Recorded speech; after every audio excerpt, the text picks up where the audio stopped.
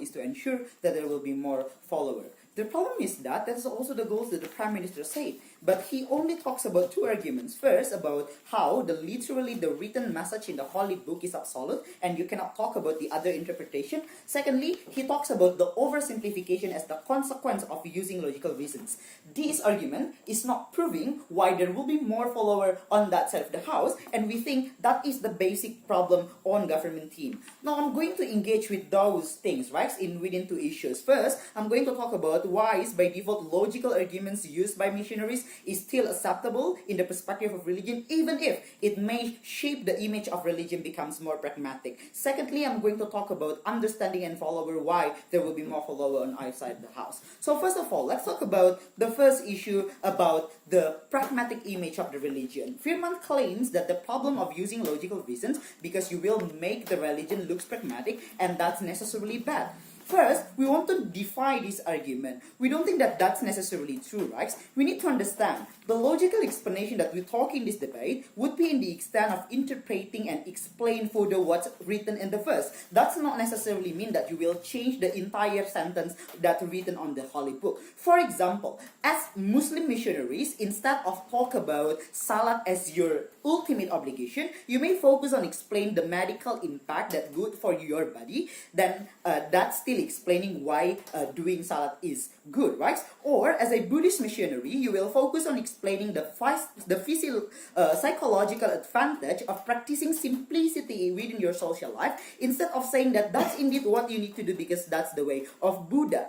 Those are example of logical reasons provided by missionaries, but at the same time still deliver the pure message that written on the Bible or in the Holy Book. So the cases that Firman told you that the purity of the message will not be delivered is not always the case. But here's the important layer. We're going to engage why, even if such cases probably happen, that is still justifiable. Because religion in general and the missionaries in practical, that's also they admitted, have the ultimate reason of maintaining their follower, of ensuring that more people becomes their followers. So as long as we can prove that there will be more follower that comes, even if we need to sacrifice certain degree of our teachings, that would be okay anyway. But here's the context that important you need to understand. Particularly this sacrifice or this compromise, particularly necessary for religion that historically disadvantaged in the eyes of society. That is to say that there are particular religion that has less refuge,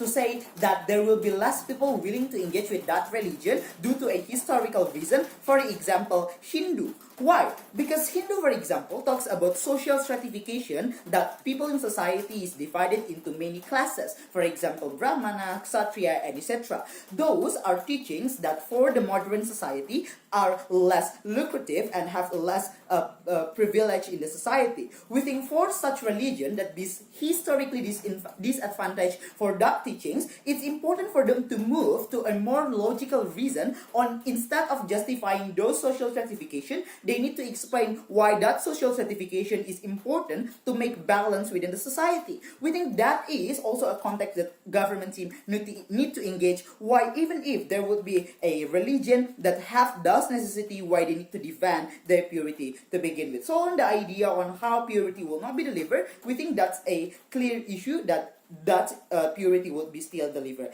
anyway. Now second, talking about understanding and follower, right? Here's the thing. To begin with, logical reasons are more persuasive for the modern society because it's something you can directly observe, it's something that you can directly examine, and it's something that you can directly experience. Talks about equality or the health impact of your certain religious practices is much more important and much more understandable in comparison to say that because you would have a guaranteed ticket to go to the heaven. Now here's the thing that government team needs to understand. The context of the missionary and the target of the missionaries.